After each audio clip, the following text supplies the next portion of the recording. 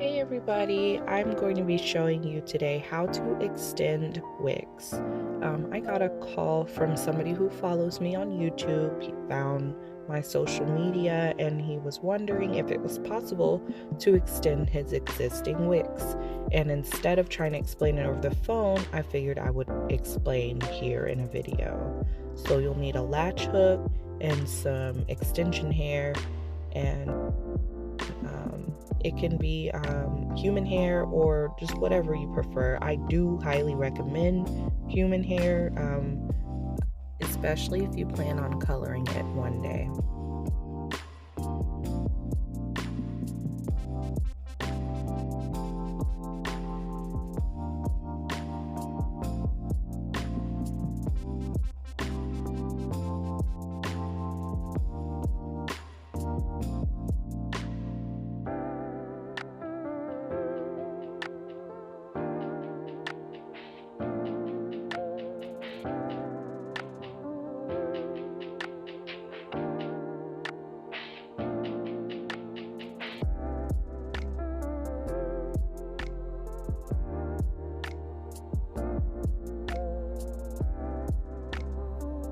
Okay, the first thing you want to do is grab a thin piece of hair. You can actually do a little more than that, but for the purpose of this video, I wanted to grab the small piece because it'll be easier to show you how to do it on the latch hook. So you're going to zoom in here. See the hair, open the latch hook, and then stick it in all the way where the hook part is past the end of the wick. So I'm going to show you again.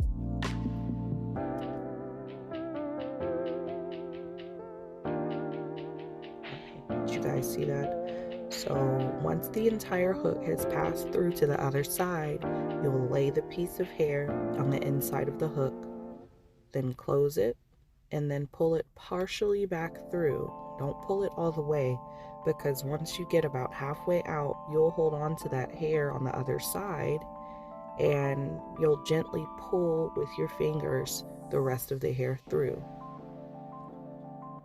So now you just pull it even on both sides and twist or braid it down, whatever your preference is. This will give it a base for the extension hair to kind of grab onto.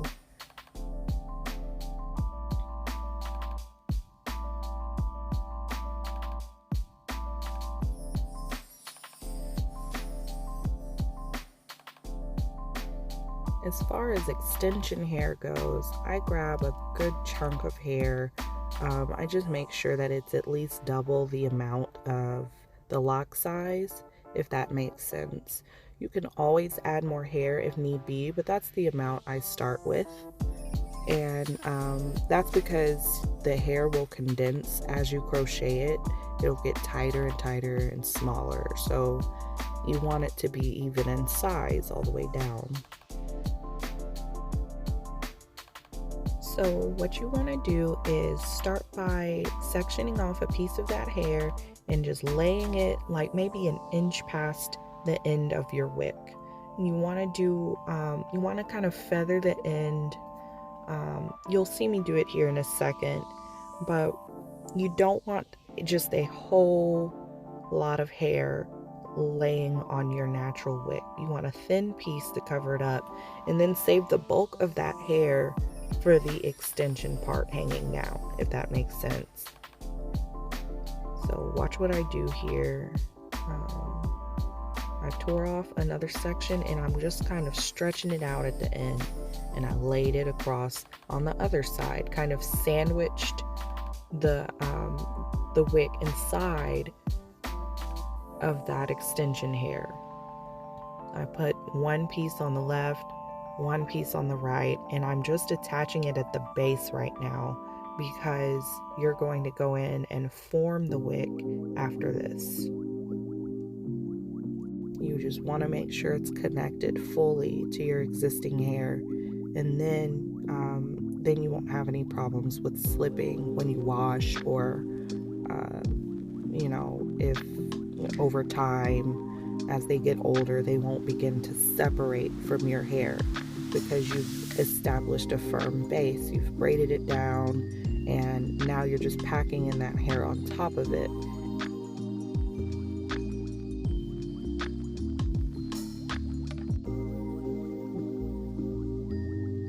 Okay, so now we're gonna form the wick, and where there are obvious loose spots, I just add another piece of hair and pack it on top. You can hold the hair really loosely in your non-dominant hand, and then with your dominant hand, or whatever feels most comfortable, you're just going to lightly stitch, a few times, going up and down the wick, just to get that hair to start sticking together. Then once you feel like you've gotten it pretty even, you can start tightening it. When you get to the bottom, you can fold up any loose hair at the end and then round it off at the bottom. Hopefully you saw how I just did that. But after that, you go back through and you fill in any gaps that have a lot of space. You'll just feel it slightly in your hand. It should feel slightly firm, but not too hard, not too soft, because as they mature, those really soft spots will weaken and stretch out over time. So you don't want that to happen. And another tip, just make sure that you switch up the direction that you are crocheting. You can do that by turning the hair in your hand like I'm doing here, or you can hold the hair still and move your crochet hook.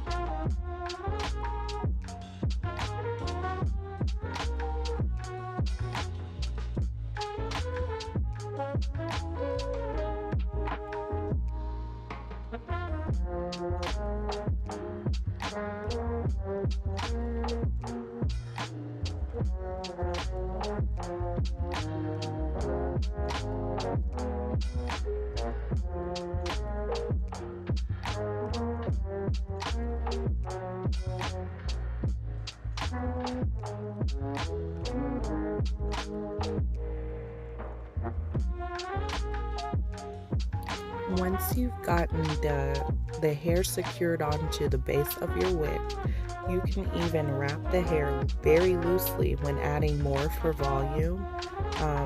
Once you've got the form shaped and everything, when you fill in those weaker spots, you can do a loose wrap for a quick way to stitch it on, or you could just lay it across on top like we were doing earlier.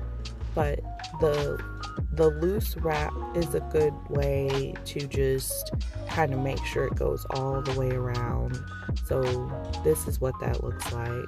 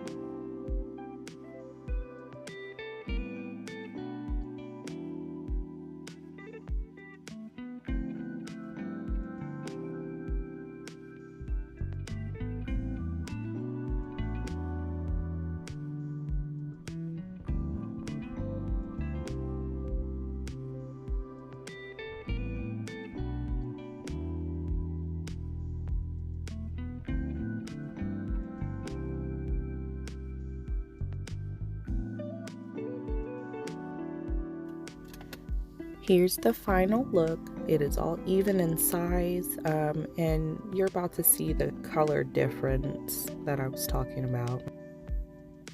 And there's a close-up.